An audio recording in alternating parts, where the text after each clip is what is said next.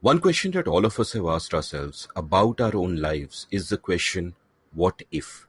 What if I had done this instead of that? What if I had chosen another career? What if I had lived in a different city or not gone on that first date or was just born in a different family? What if? There's a universe of possibilities in just those words. And our fascination with those words extends beyond our own lives. What if the world was a different place? We apply this to history sometimes, and that can be a mistake. The world is complex, but we tell ourselves simple stories to make sense of it. Similarly, the past has many layers, and we build simple histories to make sense of it. For this reason, what if questions often don't work. Changing one variable in a complex world may not change much at all. But what if that variable is a big variable? What if that variable is a Mughal emperor? If a tolerant and intellectually curious religious scholar had become Mughal emperor instead of an orthodox, bigoted, violent man, would history have proceeded differently? If Dara had become emperor instead of his younger brother Aurangzeb, would India be a different place today? Welcome to The Seen and the Unseen, our weekly podcast on economics, politics, and behavioral science. Please welcome your host, Amit Varma. Welcome to The Seen and the Unseen. My guest on the show today, the historian Supriya Gandhi, once said that she saw one of her tasks as making history complex again. While the pursuit of history might be driven by the need to build narratives that explain the world, and those narratives are always simpler than the real world, it could be argued that the stories we have of the past today in India are just too damn simple. Such as the one I mentioned a few moments ago about Dara and Aurangzeb. We like to think of them in the stark binaries I mentioned. Dara as a tolerant and intellectually curious religious scholar, and Aurangzeb as a brutal bigot. But these are caricatures, and both men were far more complex than these glib descriptions can capture. Another false binary is the one between tolerant Sufism and rigid Orthodox Islam, also a simplistic view that misses the complexities of Islam in India. To better understand those complexities, I recommend you read The Emperor Who Never Was, Dara in Mughal India by Supriya Gandhi. This is a marvelous human portrait of Dara that gives a deep sense of what a complex man he was, and which also shows us the complex times he lived in. There is a popular narrative today that talks about how India would be so different if Dara had been emperor instead of Aurangzeb. Ashok Malik even called the murder of Dara quote, the partition before partition, stop quote. Supriya's book gives me the sense that, well, maybe we are overthinking it. Maybe it wouldn't have been that different. And certainly, we would all still have been coping with lockdown. Before we head on over to the conversation though, let's take a quick commercial break. If you enjoy listening to The Seen and the Unseen, you can play a part in keeping the show alive. The Seen and the Unseen has been a labor of love for me. I've enjoyed putting together many stimulating conversations, expanding my brain and my universe, and hopefully yours as well. But while the work has been its own reward, I don't actually make much money off the show. Although The Seen and the Unseen has great numbers, advertisers haven't really woken up to the insane engagement level of podcasts, and I do many hours of deep research for each episode, besides all the logistics of producing the show myself. Scheduling guests, booking studios, paying technicians, the travel and so on. So well, I'm trying a new way of keeping this thing going, and that involves you. My proposition for you is this. For every episode of The Seen and the Unseen that you enjoy, buy me a cup of coffee, or even a lavish lunch, whatever you feel it's worth. You can do this by heading over to seenunseen.in/support and contributing an amount of your choice. This is not a subscription. The Seen and the Unseen will continue to be free on all podcast apps and at seenunseen.in. This is just a gesture of appreciation. Help keep this thing going. seenunseen.in/support. Supriya, welcome to The Seen and the Unseen. Thank you. Pleasure to be here. Before we begin, I'd like to know a little bit about your sort of intellectual and academic journey. Like, how did you get into the field that you are in? You majored in religious studies. You teach religious studies at Yale. What drew you to this field, and who were sort of your intellectual influences while you were growing as an intellectual? So religious studies is a field that is far more commonly encountered in the United States. And it's sometimes confused with theology or sort of divinity studies. Religious studies is studying about religion. It isn't comparing religions to see what the best religion is. Neither is it training people to become priests or chaplains or whatever. And I actually haven't really studied religion very much formally. But my interest in this and my whole intellectual trajectory was shaped by growing up in India. I changed schools a number of times. I went to a boarding school. And then finally, when I turned 17, I landed in Delhi to go to college. I went to St. Stephen's College. And for me, my educational experience wasn't just the college and the people I encountered there and my teachers. Of course, that they were also very important. It was exploring an Indian city as an adult, especially a city like Delhi with all the layers of history and histories of people, migrations, etc., associated with it.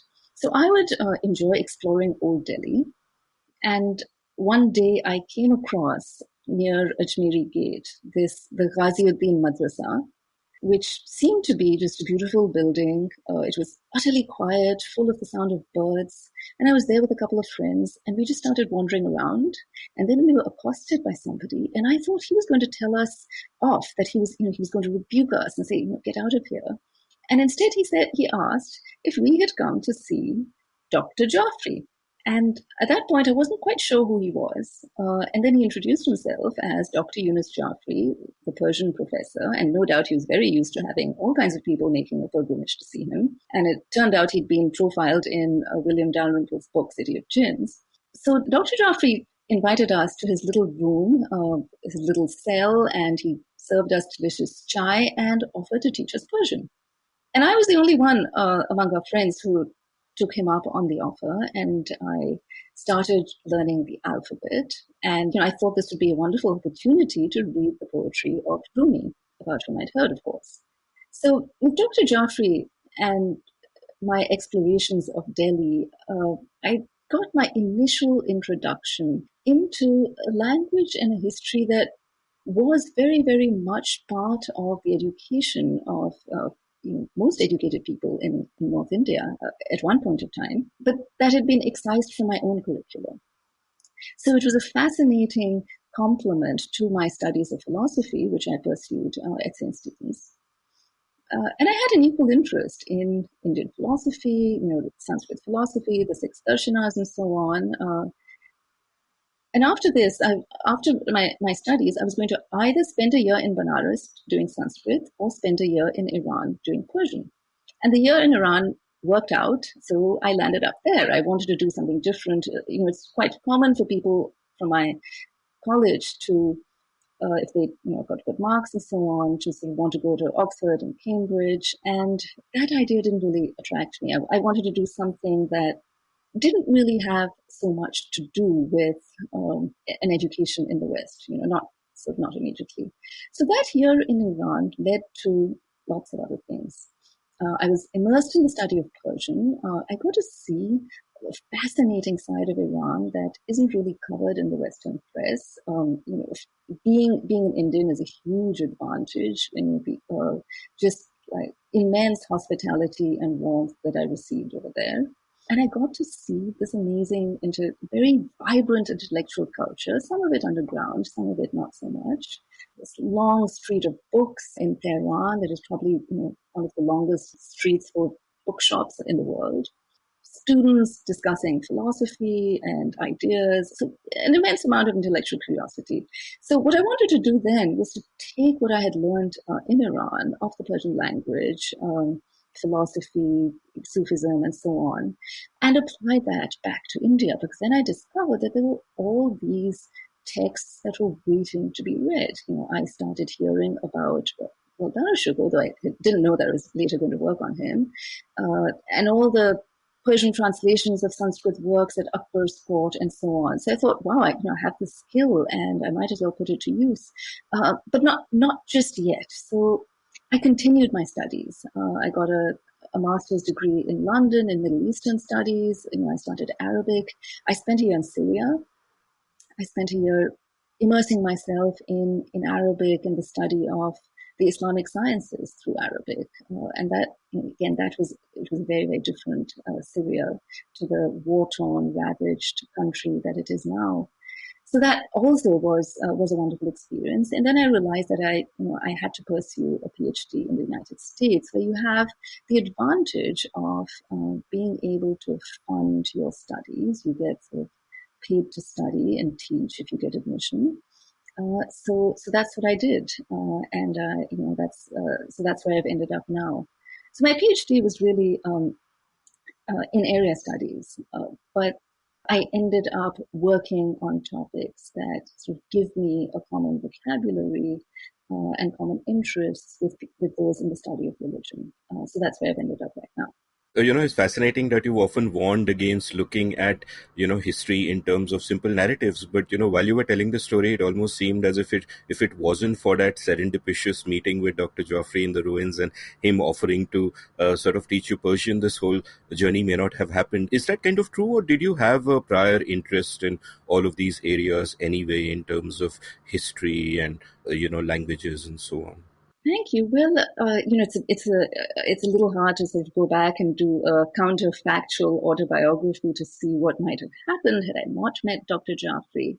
But I think my interest in exploring Old Delhi did stem from my curiosity about these aspects that at least weren't part of my own school curriculum, and that were very much part of my exploring the city around me.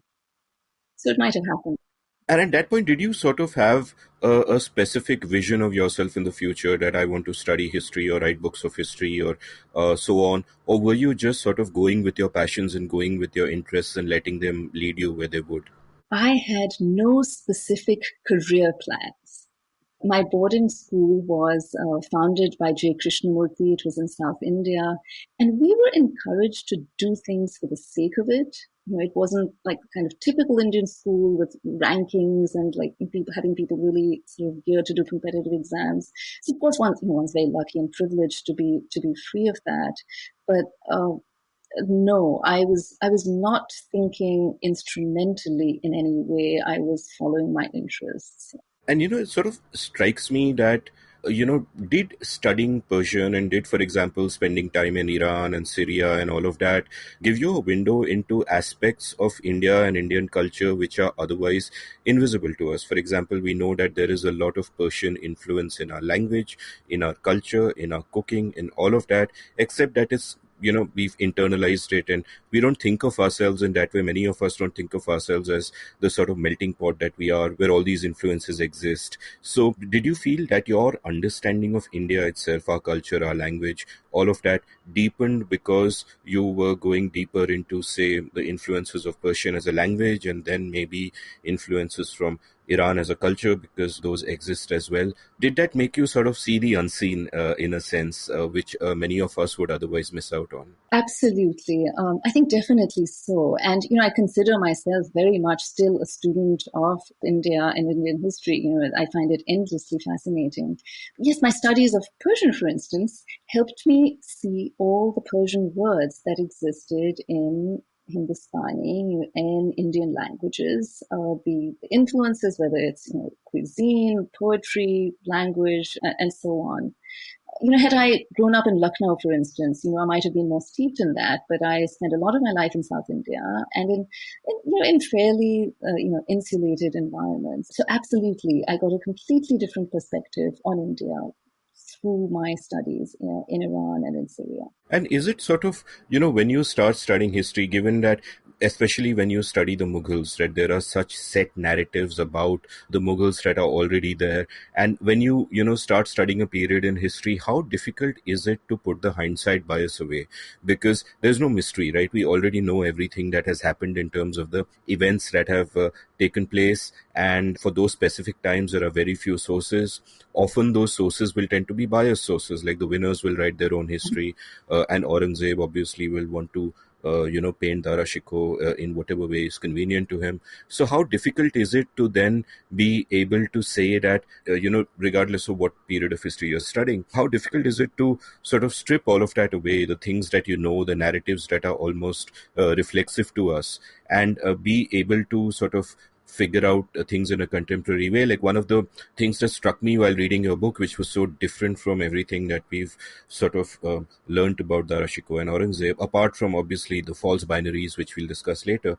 But one of the things that kind of struck me was that sense throughout the book that Dara Shikoh is really in training to be an emperor. It's almost, it seems foreordained, and he is behaving as if he is going to be the emperor. He's almost co-ruling with his father in a sense, and then one day it all falls apart, and Aurangzeb is a bit player in all of this, going off to the Deccan, going off there, going off here. And when we typically look at history, we think of what we're taught in our textbooks. These are the great emperors. After Shah Jahan there's Aurangzeb, and it's a very different look. So how do you do that? Is that something you have to consciously tell yourself that, look, I have to avoid these dominant narratives? I have to look at each period and each event as if I don't know what is happening next. Is that a discipline you have to build? That's an interesting question. And actually, to an extent, that is sort of the methodology that I've followed in this book. Initially, I was reluctant to choose Dara Shikoh, partly because he is so well known. He's not as well known as Aurangzeb. But the story of Dara Shikoh and Aurangzeb is sort of like a foundational origin story of the subcontinent, explaining how we got where we are today. So I was a bit hesitant about doing that because there's also a lot of merit in looking at the histories of people who don't have written histories. There are many, many ways in which one can look at this early modern period, addressing themes and processes and so on. And in the end, I found that I couldn't really leave Dara, partly because he's such a prominent figure today. I say in my introduction that these Mughal royals, most of them emperors, but some others also, still live among us. We feel we know them. We feel that they're just so familiar. You just need to call someone Aurangzeb, in India, and you know that it's a slur. It's something that you're saying something really nasty about them. They're treacherous. They're not loyal to their families, and so on. But having looked at Mughal primary sources, I knew that the story was much more complicated than that. So I think if one dips one's feet in the water of the Persian sources of the time, sources in other languages, you do get the sense that things are very different.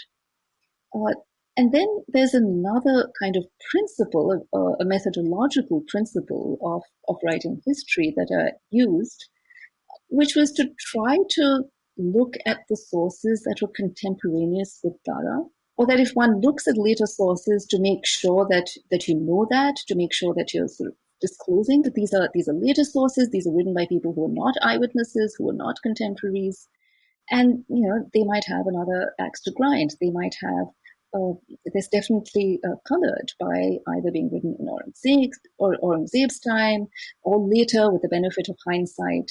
So that it definitely tells you a lot about the period in which those sources were written. But if we want to know how Dara was representing himself, again, one's being quite careful about avoiding any kernel of core historical truth, because what you have is just an array of representations. But if we look at the representations from that period, what are they saying? What are they telling us? So that's the question that I kept in mind when I was doing my research. And what drew you to the project to begin with? Like you said, it's a very resonant story, the Dara versus Aurangzeb. It's almost a foundational story of Islam in the subcontinent in many senses. So were you sort of drawn into exploring that further, or during your readings did you find that, wait a minute, this guy is much more complicated than all of this and I need to dig into this deeper? Like, which came first, your choosing the story or the story choosing you, as it were? So I think what came first was what I did during my doctoral studies, my PhD studies at Harvard. I wanted to study some aspect of the Sanskrit-Persian encounter.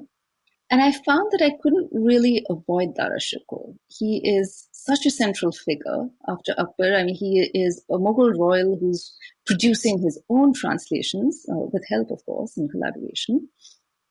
And that I found that people were reading his writings later on. So he had this really long diachronic influence. And he was such a key figure. So I started just looking at the works that he wrote. I did a fresh translation of the Majmu al-Bahrain that I'm sitting on, haven't published that yet. And I looked at his Sirre Akbar and so on. And then later on, when I wanted to write a book, I realized that I have to place this in its social and political context. So the book is quite different from what I did during my PhD. But my initial attraction was just to look at Dara Shukoh.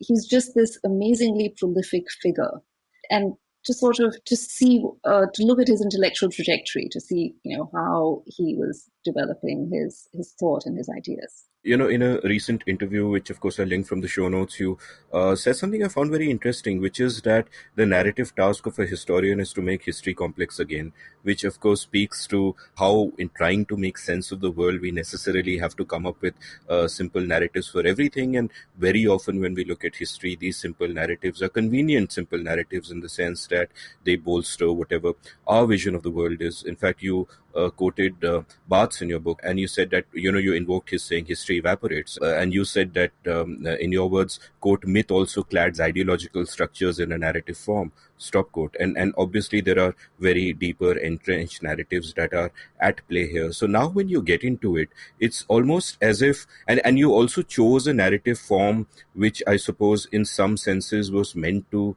reach out to a broader than academic readership.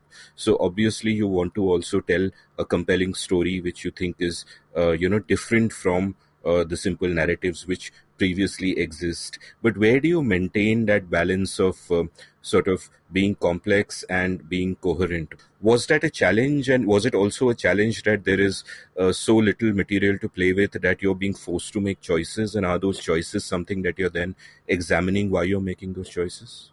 Yes, of course. There are a lot of choices involved in one's telling of the story. For instance, so this book, it is a narrative.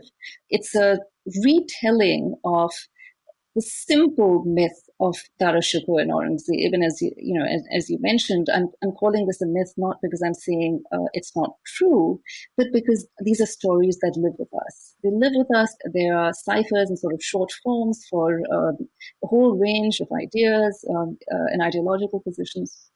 So when I'm turning this into a story, I am making choices about what to include, what to say. And I think that's something that happens no matter what kind of book you write. One could write a more conventional academic sort of book, the kind of book that has an introduction with a chapter outline and a conclusion, sort of summing up these things, and perhaps some thematic chapters. And you're still making choices. You're making choices about what to include, what fits in with your argument, what doesn't necessarily address your argument, what isn't sort of useful to you. And in this case, I chose to present my argument in the form of a narrative. So doing more showing than telling, though of course there is definitely some telling that goes on. But what this book isn't, it isn't a grab bag of every single fact in the world about Dara Shukoh and Aurangzeb. And that's partly because no publisher would really want to publish something like that. There are word limits. There are all kinds of things that have to be negotiated. So if you want to book something between two covers that can reach a fairly wide audience, there are always choices that one makes. And what were your sort of models in terms of books which attempted a similar thing, a show don't tell approach with a distant period of history, a very serious book written with a lot of rigor but told in a narrative style that can, appeal to larger audiences? So who were the sort of writers of history who you admired and learned from? So that's a great question. And I didn't have a whole lot of models from this period of South Asian history. Loads of historians whom I admire, of course. But when I was writing this, I didn't have a precise model. It's not as though this is a genre.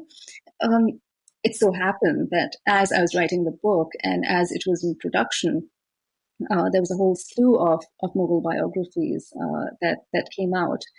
Some by academic colleagues, so one or two, and a lot of them by other writers in South Asia, which I think is a wonderful trend. There wasn't a whole lot. I can just think off the top of my head of some writers whom I read. There is the American historian Jill Lepore, who writes very prolific essays for the New Yorker and also other books. And again, she has this amazing gift for narrative history and kind of lucid prose. So she's one author whom I have been reading. And I've also been, really impressed by Shamsur Rahman Farooqi's sort of luxuriant novels that really bring to life the times that they talk about, and there are all these intricate narrative threads and characters woven in. So that, was another sort of indirect influence. I was drawing inspiration from novelists as much as from historians, except that I was trying to piece together this narrative after being really steeped in the primary sources of the era. So I had to construct something that I hoped would read a bit like a novel, except that, it was all nonfiction. In the introduction to your book, you sort of pointed out about how you were at first hesitant about writing it because you didn't want to, privilege this whole great men sort of Yes. view of history. And there's so much of the narrative around Dara is actually a great man narrative, that had he been emperor instead of Aurangzeb, the entire subcontinent would have proceeded in a different direction. And this is something I kind of like to ask the historians who come on the show, that, where do you stand in the great man theory of history? And, I'd be interested in having you elaborate on that. Yes. So the thing about great men is that we tend to really love them in the present moment. That's how we tend to look at history. So in the popular imagination in South Asia, history is this succession of either great men or depraved men who had like tremendous control over steering its course and so on. So if you write about someone, it must mean that you sort of greatly admire them. And, I do have empathy for Daras Shukoh. I feel that I've sort of, I've tried to understand things from his perspective. And there are lots of things I like about him, but I would be very hesitant to elevate him or any Mughal emperor for that matter to this great man status. So I'll just talk about my hesitancy for a bit, and then I'll go back to why I still think it's important to study these figures. I'm hesitant because the Mughal Empire was about a whole lot more than just the emperor and the court. It was a fairly loose-knit empire. It was held together by a whole array of nobility, chieftains, and so on, who were really masters of their own domains. The emperor was still important as a figurehead and as an idea. Daras Shukoh, lived during the period where the idea of the sacred sovereign was really at its height. So yes, the idea of this all-powerful emperor who is responsible for keeping the empire in a state of harmony and balance was very important. And yet our obsession with great men can obscure us to broader facts of cultural process that exist, quite separately, quite independent of the actions of emperors. There are a whole range of environmental changes, for instance, that are taking place that also have an impact on where people live, what religion they might choose, and so on. Richard Eaton's work on Bengal is a case in point. So there are a whole range of other factors that are far more important than men. And of course, there is the gender dimension, that our focus on men has obscured the important role of women and others in history. But still, it's hard to get away from these figures, because I think it's important to study them in their complexity as well.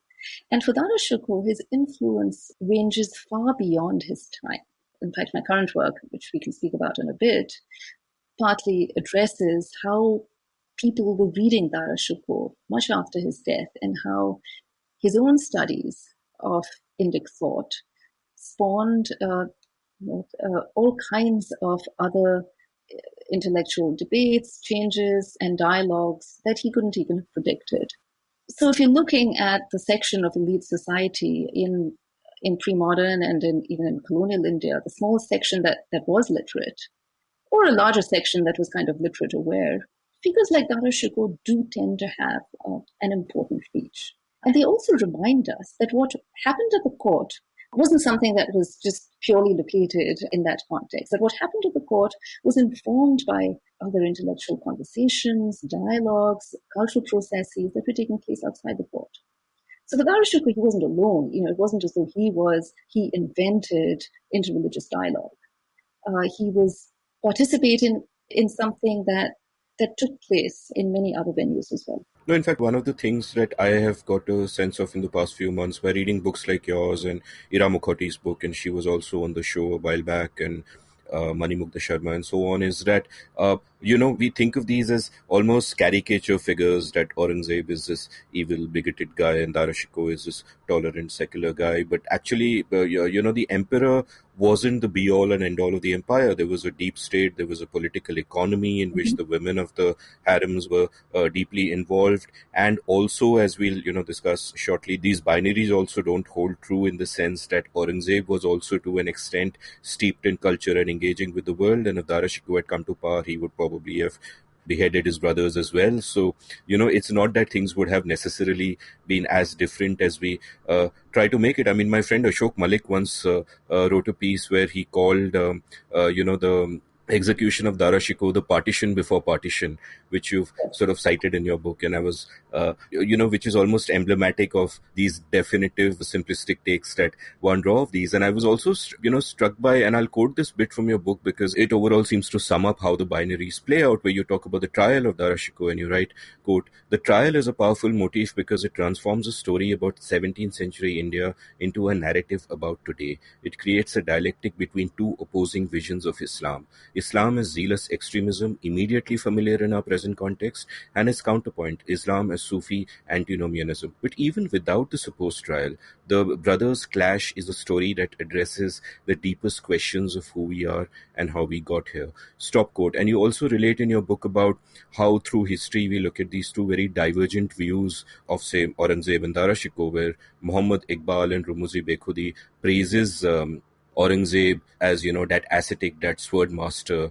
and all of that. And, Ashok Malik calls it the partition before partition. But equally on the other side, you have, the two 20th century bios of Dara that you've referred to by Kalik Ranjan Karungo and Bikramjit Hasrat, where both of them praise him. And Karungo says, "The world has not become richer in any way by the long reign of Aurangzeb, but it would certainly have been poorer without Dara Shikoh." Stop quote. And one, of course, we'll talk about how these binaries aren't true, but the question that struck me while I was reading these is that at some point in our history, what is happening, and I think it happened repeatedly over the late 19th century and the early 20th century, is that these conflicting ideas of Islam are competing with the conflicting ideas of India.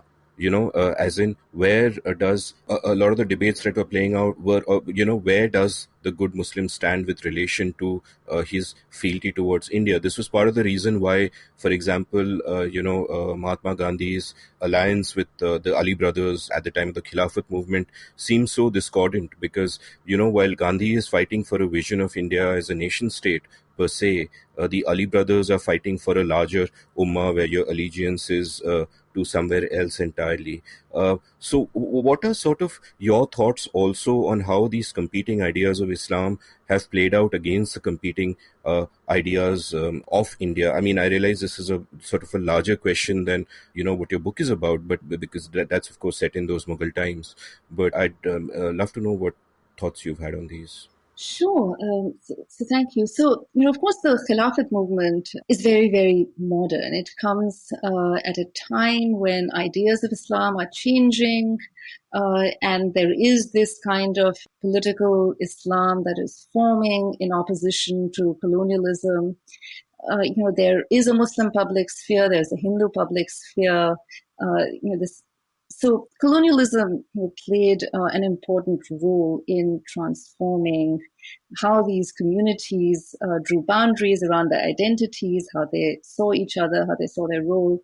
In the case of Dara Shukoh, yes, it's depending on which side of the border you're on or what ideology you gravitate towards. Dara Shukoh is either this terrible heretic. It was like just as well that Aurangzeb got him out of the way. We see this in a lot of narratives from Pakistan, not all at all. Not kind of more state-sponsored narratives. Or Dara Shukoh is this wonderful philosopher and gentle mystic who really ought to have been ruler.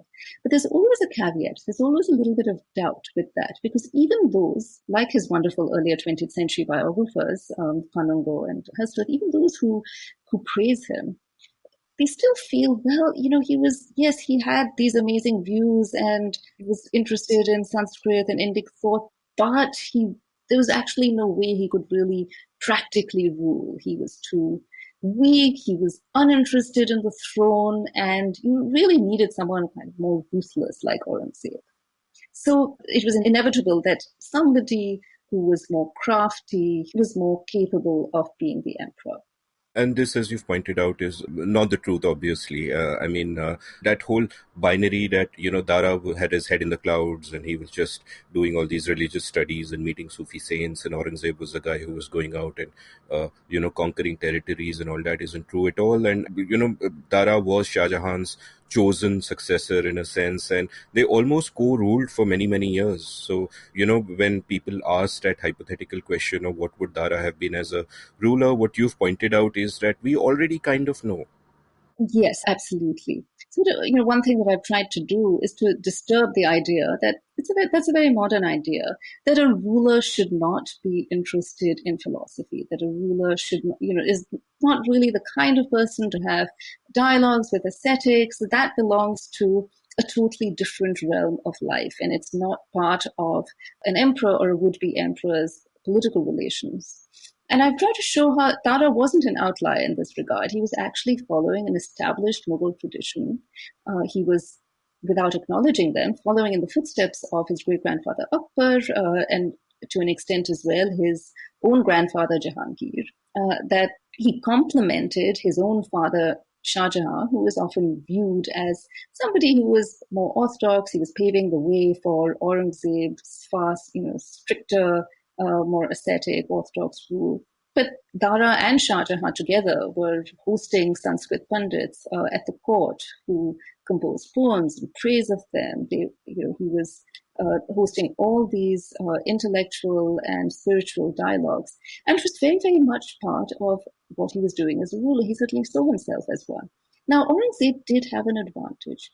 Aurangzeb had the advantage of gaining a lot of military experience on his own, often in the face of either opposition and really irritating micromanaging on the part of Shah Jahan.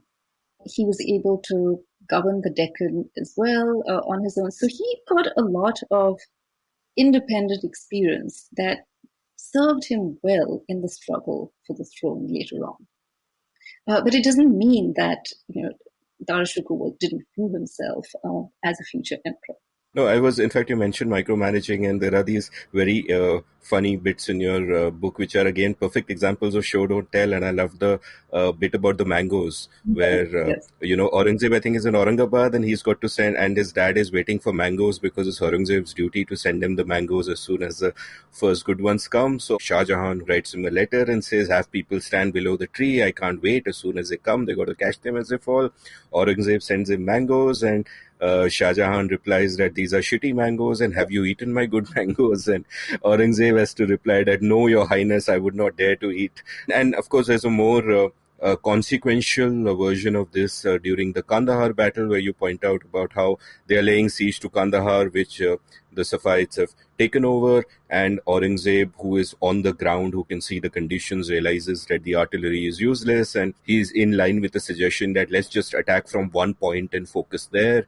And he tells his dad, and Papa Shah Jahan, doing central planning from hundreds of miles away, says, no, we, use those cannons and we'll attack from two places. And he seems like must be such an irritating dad to have to deal with for Aurangzeb, and since we're talking about sort of Shah Jahan, I found him a really interesting character because there are just so many sides to his persona that you can really paint him as anything. Like, you've pointed out, his journey to the throne, of course, is incredibly bloody, where he has to get rid of all his brothers and nephews and all of that. At the same time, you have the softer, more sensuous side of him, partly reflected, of course, in his deep love for his wife and, the good deeds that he does. Now, you point out an example of what, today I'm sure many people would jump on, where in 1633 he decides to get a bunch of temples raised, including 66 under construction temples in Benares.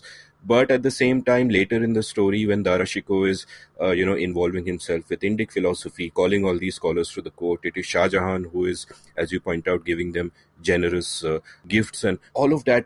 So, all these figures are so deeply complex, and Shah Jahan himself is so complex. This is the dude who, did away with his whole damn family, and yet you see this side of him as well. And in the end, you almost feel sorry for him because he's sort of imprisoned by Aurangzeb. And one story that you pointed out is that, after Dara Shikoh is killed, his head is sent to Aurangzeb. And there is, and this is another thing. There are so many versions of that story. One version of the head story is that Dara Shikoh is beheaded and the head is brought to Aurangzeb and he says, I don't want to look at it. And the other version is that he stabs it 3 times. Right. And sends it to his dad. So when you're reading all this delightfully juicy stuff, and you have no way of knowing which one is true, right? So how do you navigate that? So with the head story, some of it, you can see if it falls into recognizable motifs and tropes that are used elsewhere. So, it's one of the head stories retold by the Italian adventurer Minucci. You see that what he's doing here is really making Dara Shikoh into a Christ-like figure. So whether or not the story is true, the way in which Minucci is recounting it serves a certain narrative end and definitely elicits horror and sympathy.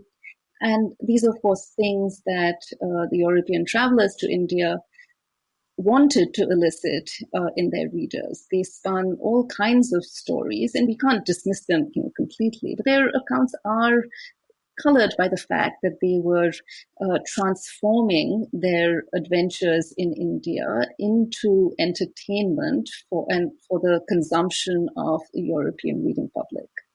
So they were fitting them into molds that were also familiar to their readers in Europe. Right. And let's take a quick commercial break. And after we are done with that, we'll come back from Shah Jahan and zoom into his 2 errant children. Hi, I'm Vivek Kaul. And I'm Amit Verma, here to tell you about a new weekly podcast that Vivek and I have launched called Econ Central. In Econ Central, we will help you make sense of the economic news of the last week, and we'll also try to explain complex subjects in a simple language. We will also take events outside the world of economics, like from politics, sports, literature, and explain them through the lens of economic thinking. Why is the stock market going up when the economy is going down? What's the deal with high petrol prices? Should we boycott Chinese goods? What does free speech have to do with incentives? Why are the roving bandits of Uttar Pradesh in competition with the biggest protection racket out there, the Indian state? All this and more in our new weekly podcast, Econ Central. Econ Central launched a few weeks ago and is free on all podcast apps. You can browse our archives at econcentral.in. Econ Central. You have an incentive to listen. Don't forget the URL, econcentral.in.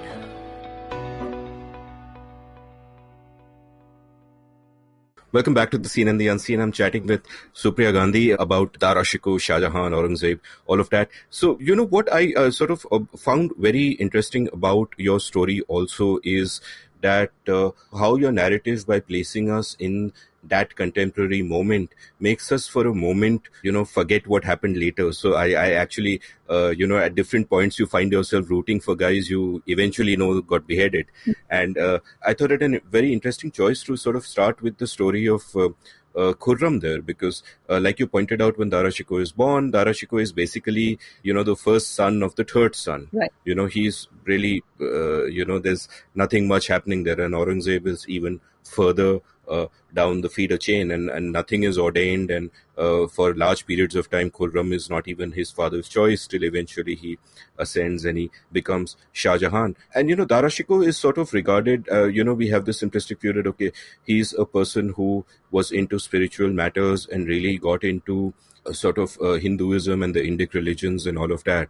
But the sense that I got from reading your book is that this stuff happened in stages. And what seemed to me to be the case, and you can correct me, but my feeling was through the book that before his intellectual journey really took off, like the sense that I got initially, though this changes, is that it was more of a spiritual journey than an intellectual journey. For example, the way that he meets Mia Mir, for example, and almost instinctively sort of prostrates himself before him and offers himself as a disciple. And it just seems sort of very impulsive and even irrational, because it's not as if he's read like 5 books by this guy and he, really believes in his worldview and all that. It's just that he's following some kind of an instinct to attain some kind of spiritual growth. And for much of that early period, like after Miami dies, we see this, you talk about the visions he's having. And this seemed like very sort of, I didn't know what to make of that, because he's having visions where his former teacher comes to him in a dream. There is one vision where his former teacher sort of unbuttons his shirt and then grabs him, and there's this nipple to nipple contact, and it's almost like his heart has, this whole sort of mystical exchange of the spirit happens. There are other visions where the Prophet Muhammad comes to him in a vision, and if this sort of stuff was to happen in modern times, you'd really sort of question whether this person needed help, right? And but he's a prince and this stuff is happening. And later, of course, and it seems to me that the whole intellectual exploration where he writes his book about the lives of the 400 Sufi saints and all that, that comes later. So is that sort of a misreading on my part, or that the narrative gave me that impression? And what do you make of that early young questing Dara Shikoh, who's doing all these things? Like, he literally prostrates himself first before Mia Mir, and then when he goes to Kashmir, Mullah Shah, where he's doing things that no prince should really be doing. But and at that point, you just wonder that these are just religious godmen at that moment to him. He doesn't know any of them intimately yet. You can develop respect later once you get to know them. But he's just falling at their feet and offering himself as a disciple. So what did you make of all that? Thank you. Well, so of course, we live in a time where, from a certain rational perspective, all of this seems kind of strange and weird. But if you look at even our own times, we find that there is, especially today, the political, spiritual, intellectual are actually really deeply enmeshed. And that was the case in Dara Shikoh's time. That it's, hard to separate the political, for instance, from the spiritual. So, take Akbar, who made these great public shows of piety. He would walk barefoot to the shrine of Muinuddin Chishti to pray for a son. He would give thanks and so on. So Dara Shikoh's displays of piety that he was later telegraphing, not because he wasn't an emperor, he didn't have an Abul Fazl, but through his own writings. I would say these are not merely kind of the rantings of a naive, mystical prince with his head in the clouds. He was always making a particular argument. So, for instance, when he talks about his first meeting with Mia Mir, and he meets Mia Mir, his father is actually the one who takes him. So his father, and then later we learn that even Jahangir had reverence for Mia Mir. So he's an established Sufi figure. You can see that he has influence because emperors themselves are giving him respect. So he then shows how he had this amazing experience with him. He gets healed, and he shows Mia Mir a true reverence and piety. And then he makes these kind of little nasty, sort of passive-aggressive digs at his own father and his grandfather, saying, yes, and when they went to visit Myanmar, they said they wanted to talk about spiritual matters, and even thought of confided that we're so sick of rulership, we just want to be like you and, be a recluse like you. And then Myanmar, sharply rebuked them. So in this case, Dara Shukoh is showing himself in a good light. He's showing himself as the true Sufi murid. He's a true kind of follower of the path of Sufism, unlike other emperors. And then maybe this means that he has a special spiritual quality that other rulers don't have, and that he's destined for something really great. Yeah, I mean, the reason I found this striking was I don't mean this as a criticism of Dara Shikoh to say, oh, look at that mad guy, he was having visions. I'm sorry if it came across that way. That's not what I meant. Why I found these incidences fascinating is that I was trying to, during the book, and there are times where I felt I got glimpses of this, but I was trying to get a sense of what is his interior life. Dara Shikoh's, what's the stuff what does he want? What's the stuff that causes turmoil in him? For example, when he does all of this, like you pointed out, he's trying to portray a side of himself. Is he posturing for others? Is he posturing for himself?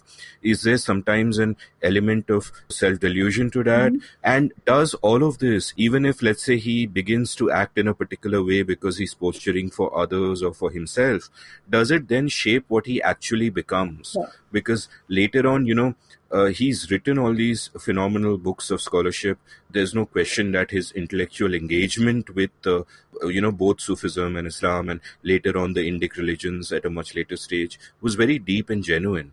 But in this early stage, what I sometimes get a sense of this young person who is floundering around for an identity and to define his place in the bigger scheme. Is that a sense you got? And you've obviously read all his original stuff in the original Persian, right? So, do you get a sense of who is this person? What does he want? I mean, strip away all the history and he's an emperor and all of that. Yeah. So, that raises a lot of interesting questions about how one reads these texts, how one looks at narratives of the self. This is, we have a very modern post-enlightenment view of the self. The self is this autonomous being. We have, our own narratives of inner transformations, conversions, understandings, and so on. We have now we use the terms of modern psychotherapy, psychoanalysis to talk about the self. And there were other ideas and other concepts that people used to understand the self in Dara Shukoh's time. So it's hard to make a distinction between public performance and the inner journey of the self. It's very hard to make that distinction because it's not one that Dara Shukoh makes. It's not as though we have a private diary where he's giving us his private outpourings and then he has another some other documents that talk about his public persona. But I think one can definitely see a journey and a trajectory. When Dara Shukoh plunges into spiritual affairs, again, it's not merely kind of cold and instrumental that he's like just going and paying respects to some Sufi because he has to, because it's not his duty. He is actually working on cultivating and transforming the self. And this has been a preoccupation in India in many, many contexts. Whether one sees this in the concept of the Rajarshi, the kind of, again, the ruler who is also an ascetic. We have lots of examples. We have lots of examples of sages, ascetics, renunciants from different religious traditions who would work on this. And we have a whole tradition of rulers who either renounced the throne or stayed on the throne and engaged in asceticism. So it's not surprising that later on, one of the models for Dara Shukoh is Ram, not the Ram necessarily of the Ramayana, who is an exile and then becomes the ruler of Ayodhya, but this is the Ram of the Yoga Vasishtha, where Ram is a young prince and his guru Vasishtha takes him on the spiritual journey by telling him a whole range of interlocking stories. One story leads to the other story, and Ram is reaching different levels of spiritual perfection, finally, until he reaches Jivan Mukti. And this idea of Jivan Mukti was one that was very attractive to Mughal emperors. Jahangir had beautifully, lavishly illustrated manuscripts of the Yoga Vasishta. There was one that was translated for Akbar. Jahangir had a special one translated.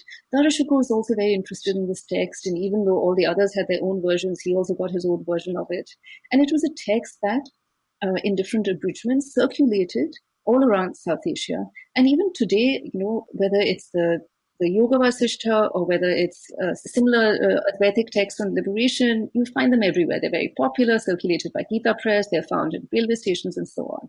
So it's an idea of enduring satisfaction, because at this point, this was a way in which a king or a ruler could be liberated, and then he could still carry out his royal tasks. So, what could be better than that?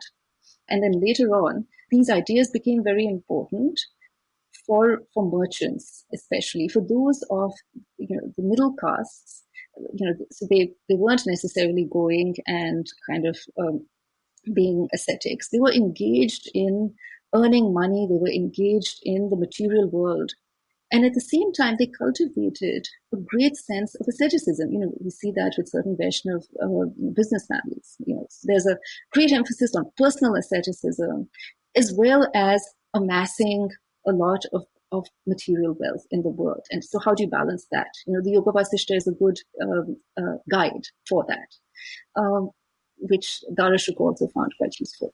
So would it be fair to say, and I'm just thinking aloud, that then there are two sort of dual imperatives that seem to come into play, and one is that you are an emperor and you have conquered all the lands you can conquer, but you cannot conquer death, so what do we do? And that sort of leads to this quest. But the other side of that is that actually you've conquered nothing because you've got relatives plotting against you, and every moment is stressful in some way or the other, and you got to watch your back, and this stuff gives you some release. So, would both of these be factors, you think?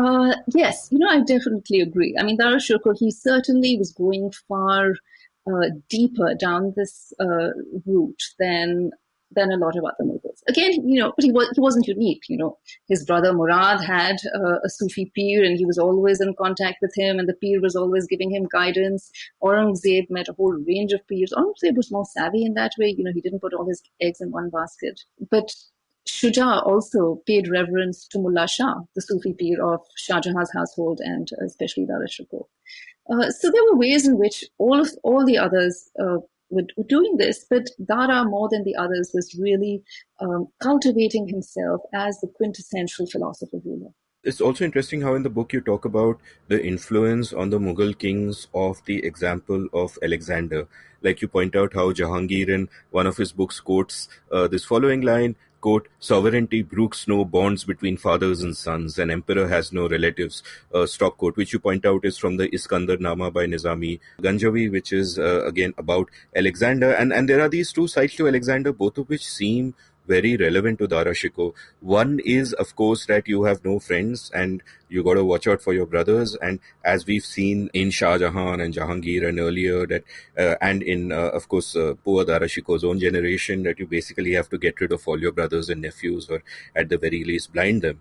So that's one angle where he's growing up. He is the chosen one of the emperor, but he's got an eye. He's the eldest son, but there's no primogenitor. So it isn't that, the eldest son automatically becomes king. So he's got an eye on the prize. And, you've pointed out how in the book he'll try to influence things his father does about, sending Aurangzeb somewhere, or, making sure that two of the other brothers don't meet so they can't plot with each other, and all of that. So on the one hand, there is that very realpolitik kind of, eye on the throne, watch out for everyone and beware of your brothers. And on the other side, there is that intellectual and spiritual quest. And Alexander, of course, also famously was on his own kind of intellectual quest. And you also see that mirroring itself out. Very often on a tangent, it's very hard for me to imagine those times, because how do people gain the knowledge of the world? There are no books, there's no television, there's no internet, there's nothing. And yet you have these heroes like Alexander and Timur and all of that. So, one wonders what is the popular culture of the time and where do you learn your history from? And yet, people like Alexander and Timur are clearly examples. How much of this would have sort of played a part in Dara's becoming who he was? Like, one is he's wrestling with these dual imperatives, a very the real world imperative of watch out for your brothers and do what you gotta do to, be the next big boy. And the other one is that whole intellectual and spiritual quest he's on. And some of it comes from forebears like Alexander, like maybe Timur in terms of the sort of emperor he was, or even Akbar, though as you say he doesn't acknowledge Akbar much, but even Akbar in terms of the syncretism and the way he sort of is open to other cultures. Is there a sense that these made a difference to Dara Shikoh in shaping him, the person he was, and what he went on to become? Yes, absolutely. So all of these were models for Timurid kings. And, you're right in that there weren't printed books the way we have print today. So they were expensive, they didn't circulate in the same way. But books were very important. The invention sort of writing and of the written codex, meant that you could really have the whole world between two covers, in a sort of bundle of papers. And Mughal libraries, are of course sort of famous. So Dara Shikoh had the advantage of several generations of collection. He also, acquired his own manuscripts and sponsored the copying of others. So books did circulate. They just not to the extent that they do, but they did circulate. And we can see that ideas circulated and ideas spilled out of books and circulated and permeated the popular imagination. So the idea of Alexander as a powerful conqueror, and as a powerful conqueror, he also was successful in India. He overpowered Indians, so there's that. And he also was a philosopher ruler. He would have dialogues, a kind of darbar, sort of similar to the dialogues that Akbar had with philosophers in his Ibadat Khana. So these dual roles of Alexander came to be very important. And I think Alexander is one of the overlooked models for the Indian Timurid kings. So these past figures were very, very important for Mughal rulers, and they were constantly invoked. Definitely Timur is one of them, somebody whom Shah Jahan very consciously modeled himself on and, helped circulate his spurious memoirs that gained a lot of popularity. Honestly, he never vanishes. It becomes very common for people to talk about the second Sikandar. You might even have heard that. So one of the sort of the bitter ironies of the story, and one reason why I bring up Alexander at the beginning in the context of Jahangir and the dialogues that had taken place at Jahangir's court, is because, yes, of course, both sides of Alexander to different degrees become important for Shah Jahan's sons. And for Dara Shikoh, and then that of course, so Alexander defeats Darius, the emperor whom Dara is also named for, and then finally after the Battle of Samogar, there's a poet who says, now in this case you have the Sikandar who is defeating Dara. So there is this bitter irony that we have Dara Shikoh who is modeling himself on Alexander, on Alexander as portrayed, in Persian poetry, and then we actually have Aurangzeb, who truly becomes the second Sikandar and defeats his brother Dara. Let's talk a bit about the religious landscape of the time. Like another sort of false binary that seems to have come down is that, is of Orthodox Islam, the Sunnis on the one side, and then you have the Sufis on the other side who don't really believe in all of those conventions and are much more free-flowing, so to say. As you point out, this isn't quite true. Like you refer to how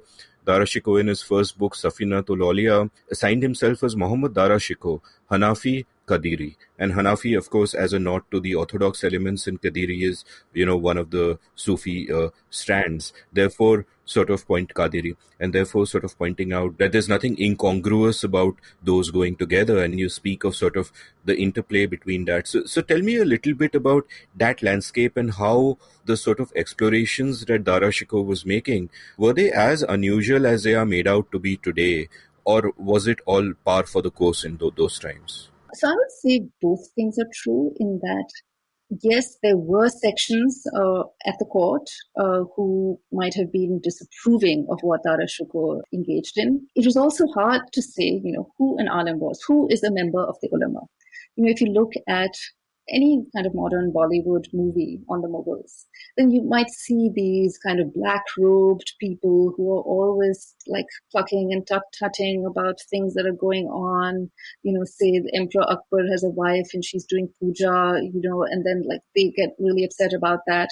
So, a very easily visible group who don't stand for pluralism, who are very close-minded. And this stems from modern developments. So the idea of the ulama as a very closed social group who are separate from Sufis is something that happens at a later stage in South Asia. Now, at this stage in the 17th century, a lot of, an alim, a member of the ulama, is a learned person. And a lot of these people had roles at the court, so they juggled multiple tasks and responsibilities. And many of them had initiation in different Sufi orders.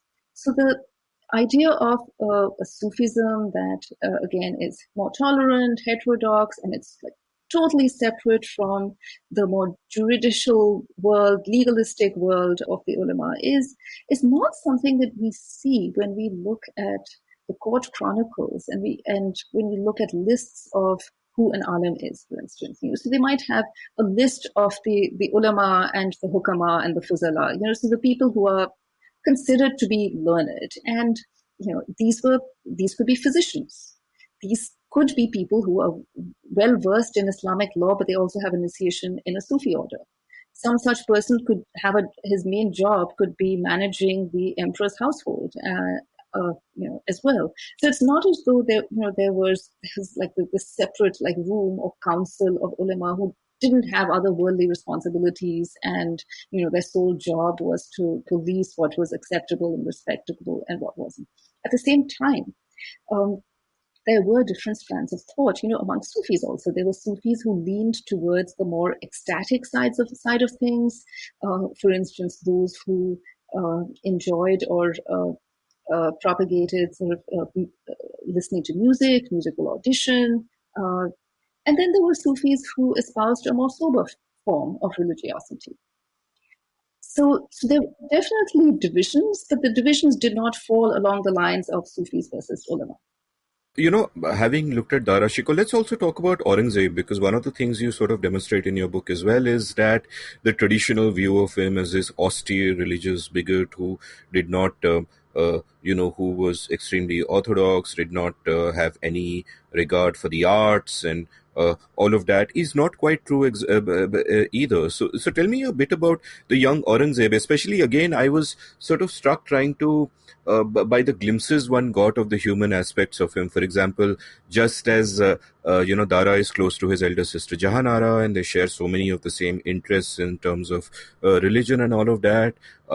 We find that Aurangzeb is also close to Jahanara, and he's always, going and meeting her, and obviously regards her very much. And there's also a sense where you speak about how Dara's sort of in court in Lahore, and Aurangzeb has, is visiting from somewhere else, and he's very upset because Dara is not giving him the importance he feels he deserves. It's almost as if he wants his elder brother to sort of, to love him almost. What's the sense of that you got of Aurangzeb as an individual during these young years, who's also growing up and trying to find his identity? What's his journey like? Mm-hmm. So the thing with Aurangzeb is because he becomes emperor later on, so anything that he wrote is of high value and is preserved and circulated.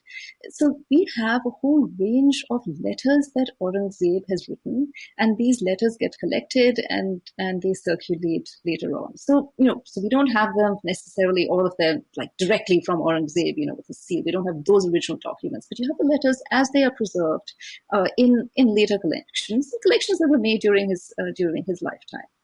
So we have that advantage in that we can see we can hear his own personal voice more clearly than we can a lot of the other Mughals.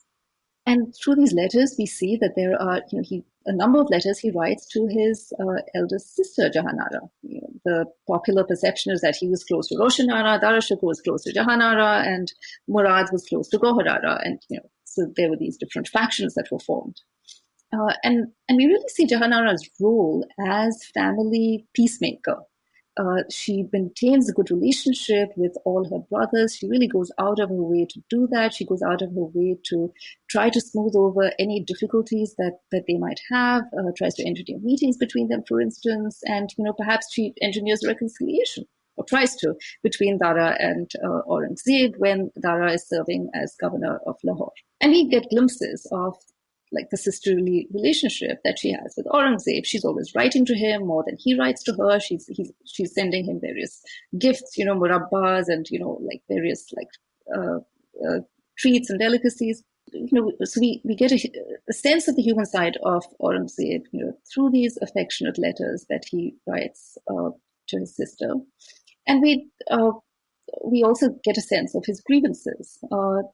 That also has to do with the nature of the sources, because a lot of the argument that is made later on to justify Dara Shukoh's murder and Aurangzeb's accession to the throne is that Dara Shukoh was really, apart from the fact that he was supposed to be an infidel and so on, that Dara Shukoh was not really a good son and a good brother. He took over at the helm of affairs from his father. He was not fair to his brothers.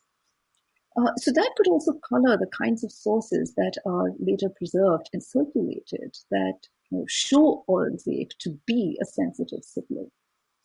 At the same time, we do get a sense, that he enjoyed listening to music when he was a prince. He might have, there is this album that's associated with him, like supposed to be a stunning album of art. If indeed it is found to be authentic, that would give us an amazing picture of his own artistic sponsorship and interests when he was a prince.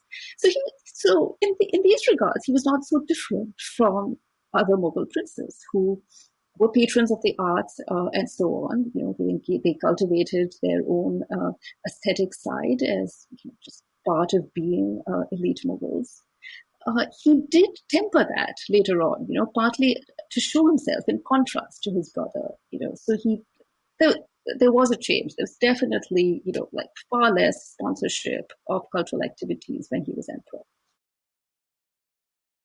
No, and one of the thoughts that kind of struck me while reading the book was that in one curious aspect, Aurangzeb reminded me of Indira Gandhi, in the sense that when Indira Gandhi needed to rebrand herself and distinguish herself from the syndicate in the late 1960s, she took this massive leftward turn to set herself apart, because that was the only way to sort of distinguish herself as a brand. And it seems to me that in some ways, would it be fair to say that those could be the imperatives behind Aurangzeb also moving in that more doctrinaire, sort of rigid direction to distinguish himself from his main rival for the throne, which was Dara Shikoh, and even perhaps to some extent from his father. So would you say that those incentives also kind of came into play? Most definitely. I think it took Aurangzeb a little while to fully define himself by abandoning the traditions of his forebears, whether it's the Jharoka Darshan, where the emperor kind of sits and has, everyone view him at this Jharoka, which is an institution that Akbar really established and popularized. So it took him a while. It didn't all happen overnight. But there was this process by which, even during the struggle for succession, you can see that there are some insinuations about heresy on the part of Dara Shikoh. And these insinuations get solidified once he becomes emperor, so that he does have a solid case that's built up. And he then has his own very austere model of kingship that, again, is a departure from his ancestors. And just thinking aloud, would it be then fair to say that wherever you have this sort of a conflict, it's bound to be a polarizing one and is bound to drive people towards the extremes? Like you could argue that, Aurangzeb might have been not as extreme as he was, but he felt the need to define himself. Similarly, in modern times, if you look at Pakistan, would it be fair to say that to some extent they are shaped by their need to define themselves in opposition to what India is, for example? Yes, I think that's really happening on both sides. Just take language, for instance. The way in which the Urdu language has developed in Pakistan, official Urdu, is highly Persianized. There are a lot of Persian and Arabic neologisms. There are many ways in which there's an attempt to look westwards, to look at West Asia, for cultural models as opposed to India. Of course, one can't totally sort of build a wall. There are still lots of commonalities and lots of cultural interactions. Similarly with the official Hindi that is used in television and in sort of officialdom in India today. That these have, Hindi and Urdu have become two languages that are not so easily mutually intelligible, though the language that people speak often falls in the middle of the spectrum. Like, I traveled through Pakistan while covering a cricket tour in 2006, and I spent a month and a half there. And apart from the Urdu signs, it didn't feel like I was in a foreign country, and the language is exactly the same. And I was sort of aware of, the Hindi nationalism, so to say, and how Shuddh Hindi is such an artificial construct and has been modeled out of that. I wasn't aware that there's a similar process happening with Urdu in Pakistan. In fact, just thinking aloud, when I watch Prime Minister Modi's 8 p.m. speeches and all of that, and it strikes me that the kind of Hindi that he uses very deliberately is that kind of Shuddh Hindi which people don't speak, and therefore I'm sort of kind of baffled by the immense popularity, because he's not actually speaking even the language of the Hindi heartland. He's speaking this very Shuddh Hindi which people don't speak in their everyday lives, from my experience. But that's an aside. Kind of moving on, and again, earlier I spoke about how it seemed to me through the book that you have sort of Dara evolving in stages where, initially it felt like a spiritual journey, and then there's an intellectual ballast to it, and he writes these different books. And then after he comes back from his failed conquest of Kandahar, there is this deeper turn and this engagement with the Indic philosophies which wasn't there earlier. I mean, more specifically, the project of translating the Upanishads into Persian. In fact, he even had a theory that the Upanishads were the lost book mentioned in the Quran, for example.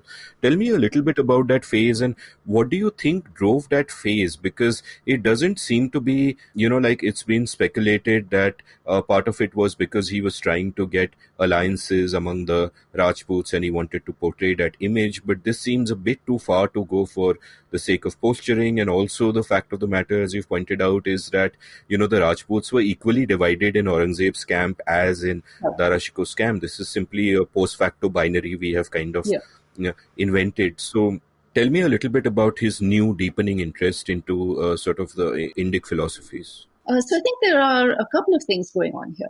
One is the deepening and widening of Dara Shikoh's own spiritual intellectual interests, which come from a genuine curiosity and also a kind of restlessness. So Dara Shukoh he feels that he has perhaps had his fill of Sufism, not in the sense that he's kind of completed, but he's already ascended these amazing spiritual heights.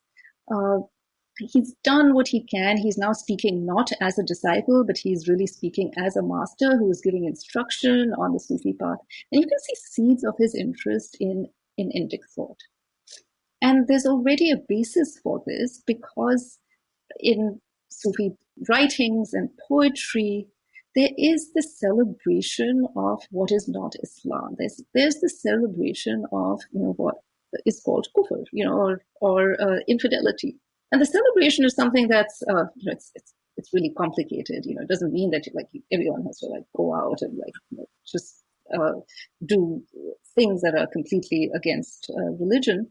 But the poetry, certain Sufi writings give a space for this in order to really ascend higher spiritual levels and metaphorically see the countenance of the beloved, which is the divine. So Dara Shikoh was already, even before this, he's reaching out to other Sufi masters.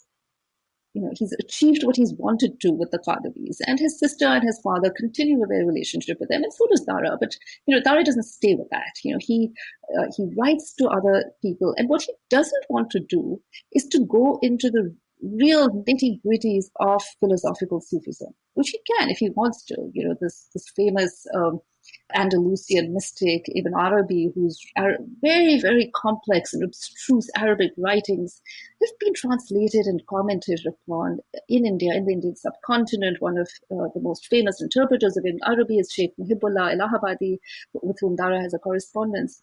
And Dara Shukoh wants something that's a little more transgressive and perhaps a little less arduous than kind of sitting and, understanding these really difficult texts. So he starts getting interested in Indic thought, and there's already a tradition of that, and there are already several yogic ideas that have been incorporated into Chishti mysticism, and it could be that the Qadiris also have some association with that. And then he goes even deeper. So when he's coming back from Kandahar, he makes sure to stop and have dialogues with a Vaishnava ascetic called Baba Lal. And he has all these dialogues. So we have the results of those sessions written down, except that it doesn't seem that these are really the literal transcripts. There are many different versions of this.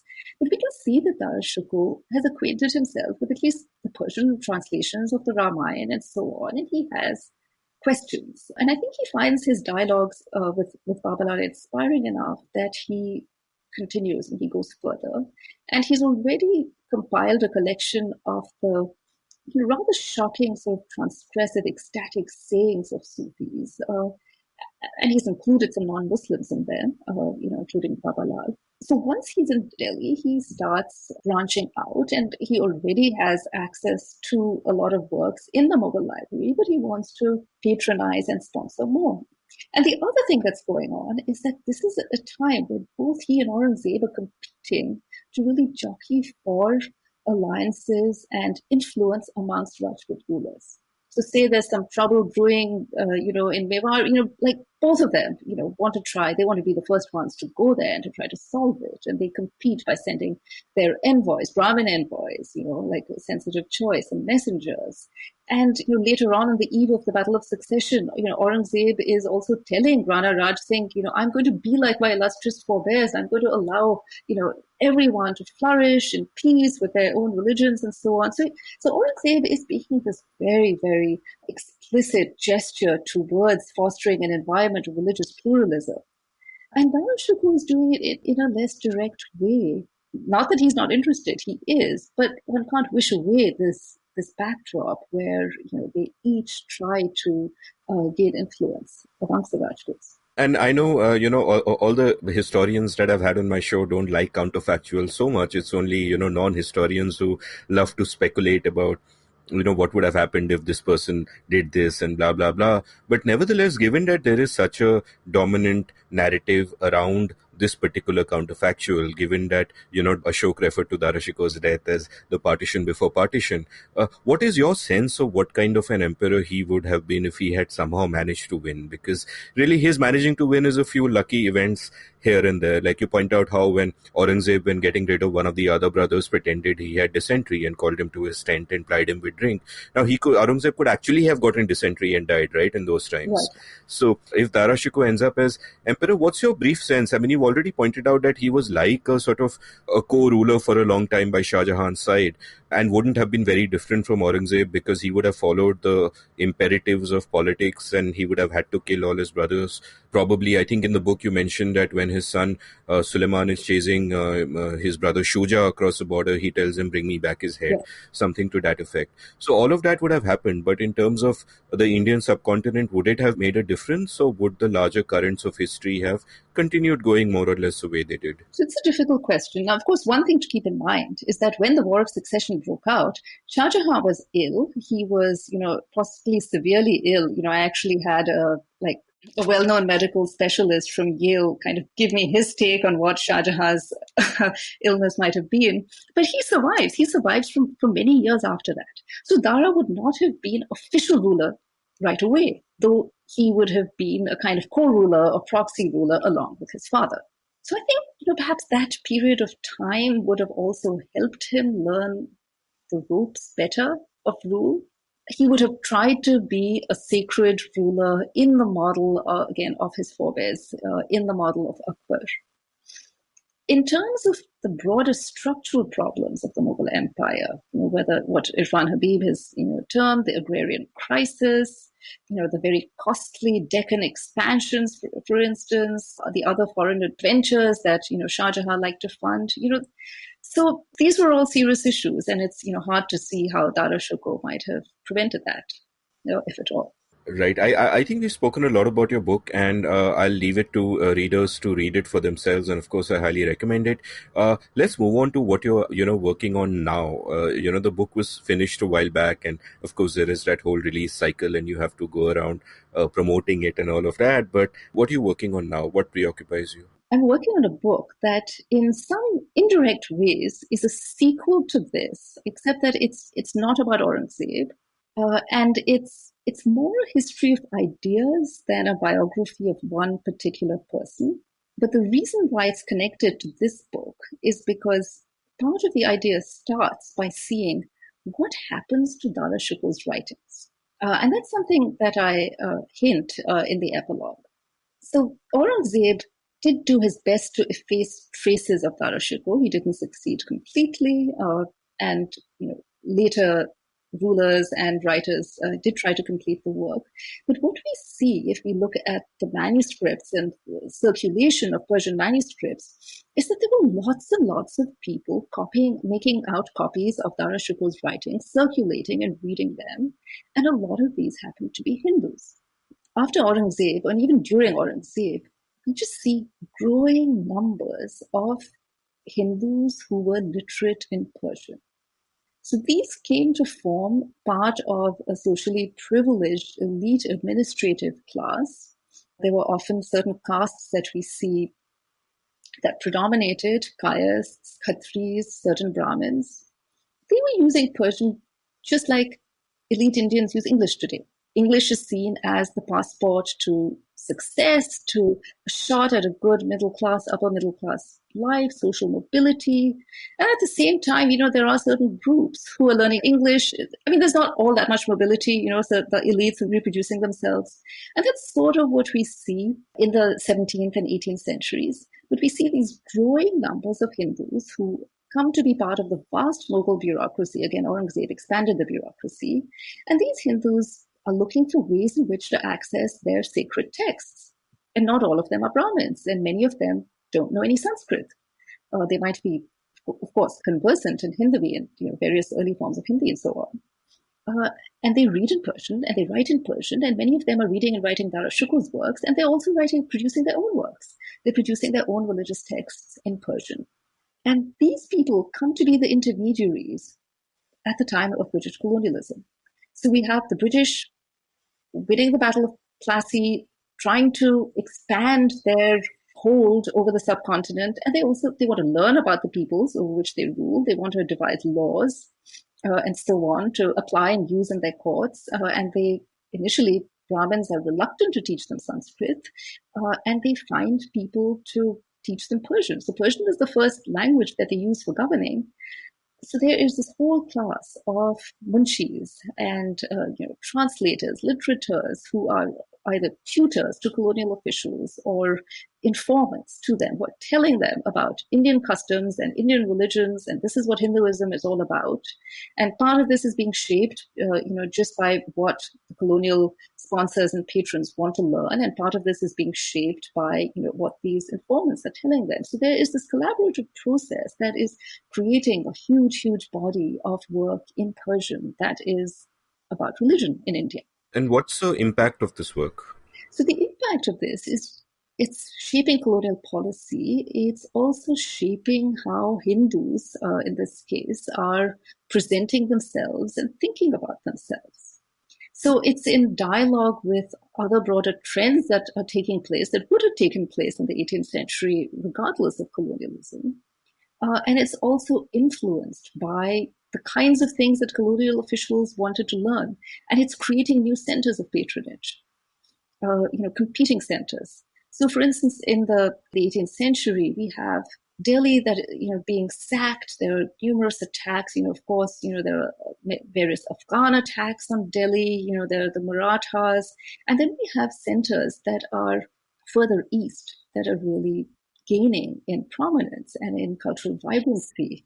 whether it's Faizabad or Lucknow or Benares. The population of Benares becomes double that of Delhi. We have, Calcutta and so on. So we have all these centers that are becoming centers of patronage, and these are becoming hubs of Persian literature. Like Benares, which we associate with Sanskrit, and Sanskrit learning also becomes a hub of Persian, partly because of the East India Company and their interest in the region. And we have all these Hindus, this network of Hindus who are traveling, who are producing knowledge in Persian. And to me, this is an interesting angle on the prehistory of later developments.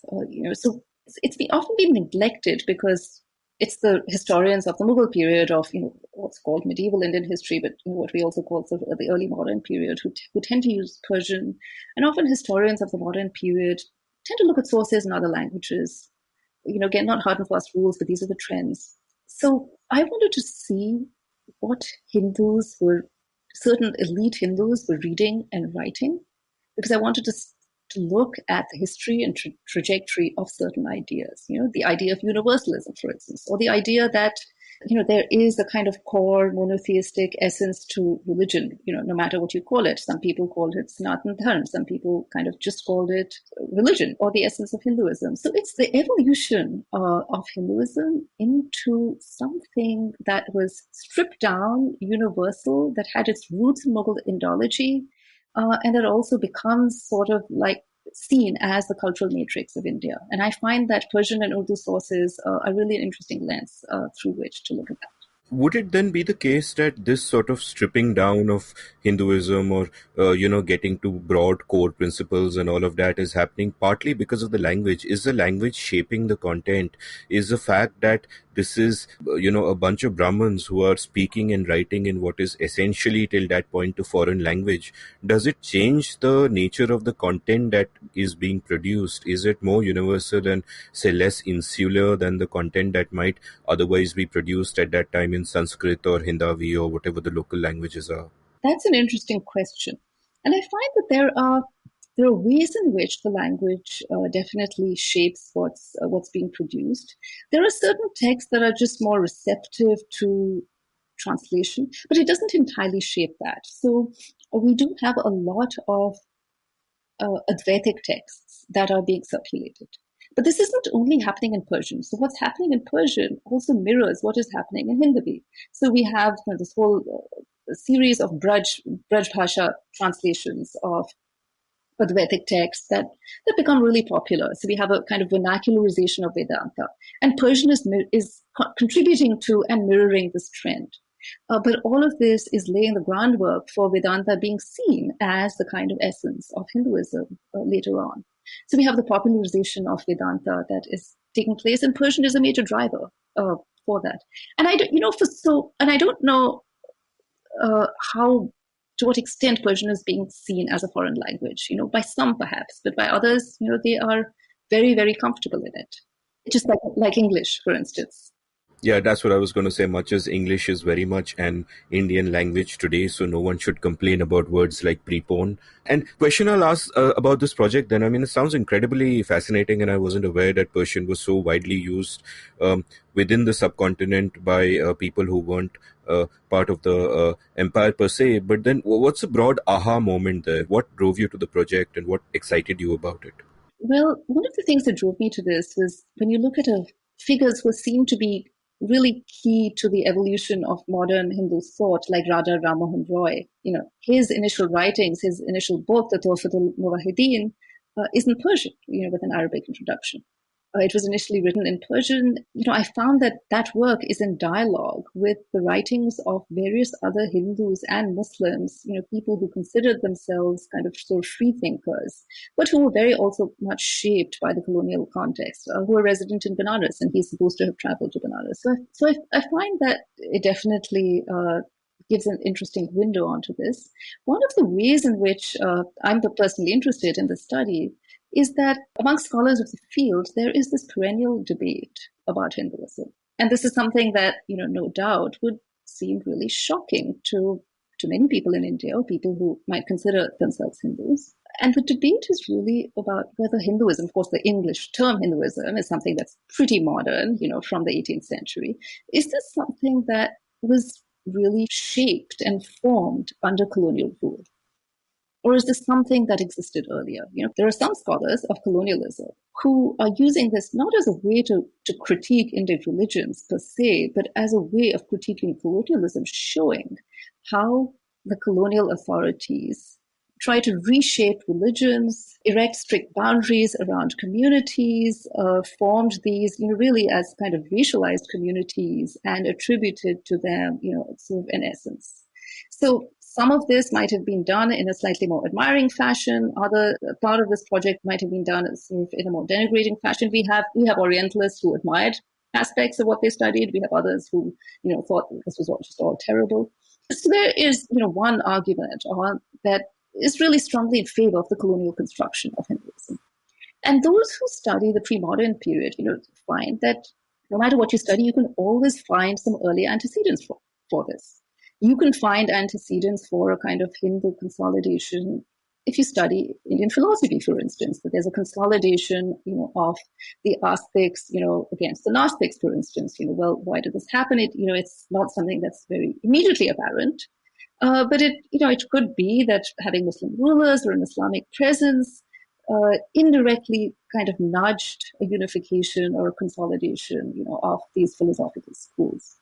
So it's a perennial question that people are debating. And one of the actual links between the pre-colonial and the colonial period is Persian, because that's a bridged language and a whole kind of view onto a cultural world that we find operating seamlessly through the transition from pre-colonial to colonial rule. There's a fascinating book about this called, I think, The Truth About Us by Sanjay Chakraborty, and I'd also discussed it with Manu Pillai in an old episode where, the broad sense that I had of this period of time and how what we know as Hinduism as a concept came about was that, look, the British land up in India and they don't understand the language, they don't understand anything, they want to make sense of a complex world, they need a simple narrative. Their early interlocutors are these upper caste Brahmins who give them their version of how society is structured, and the Varna system is very much part of that. And that kind of one-sided view, it forms a convenient narrative through which you view this exotic land and begin to navigate, Indian society. And that becomes the narrative, and oddly enough, this mistaken narrative by, our colonial rulers becomes the narrative that then seeps into all of our culture and gets widely accepted. And regardless of what the intent might be of the British, whether this was a deliberate way and it played into the divide and rule, or whether it was unwitting and they were just trying to, what the hell, make sense of the world, how else could they do it? But it strikes me while you were speaking just now that intellectual histories of a period like that must be way more complex than this period, because there are, again, so many languages in play, and I had no idea that Persian was such a big part of all of this. And is the Persian literature of the time then also playing a part in narratives like this being built and propagated? Absolutely. In the 18th century, there was more Persian being produced in India than in Iran.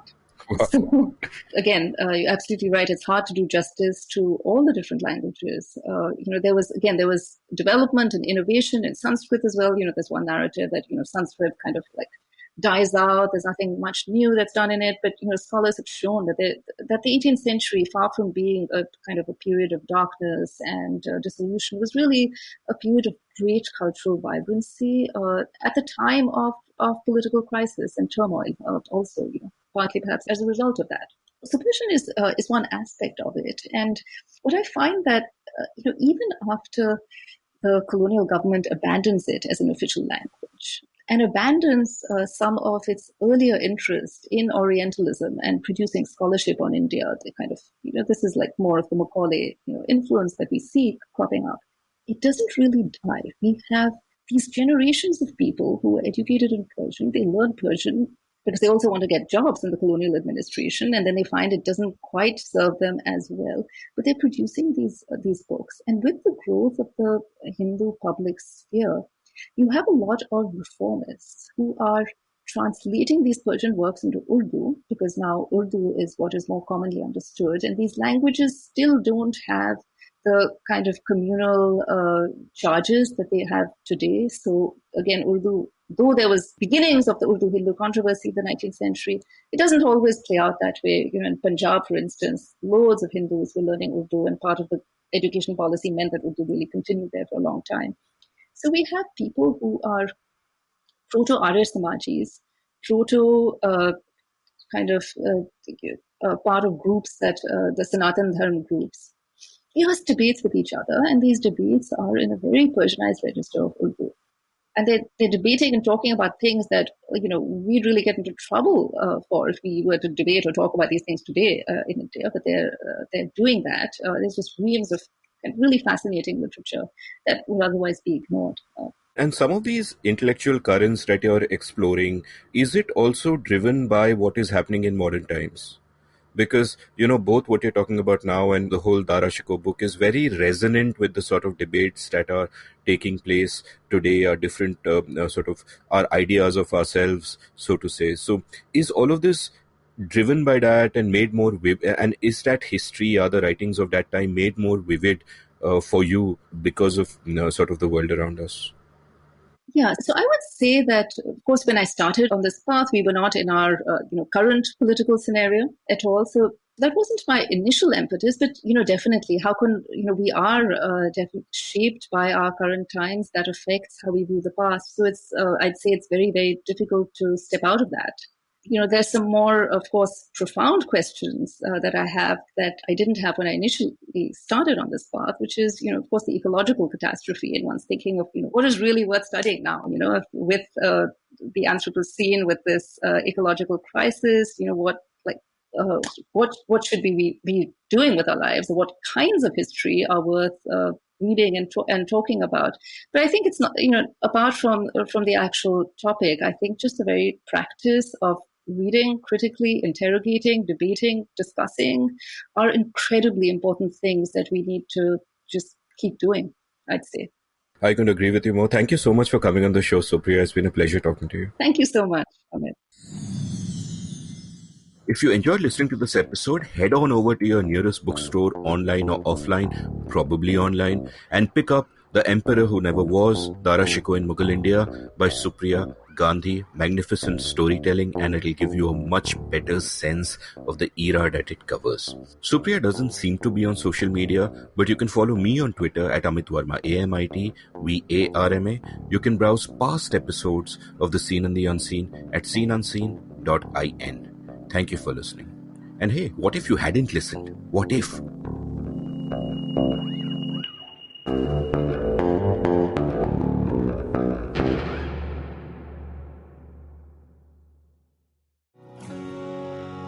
Did you enjoy this episode of The Seen and the Unseen? If so, would you like to support the production of the show?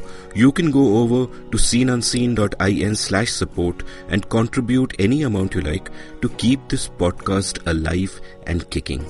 Thank you.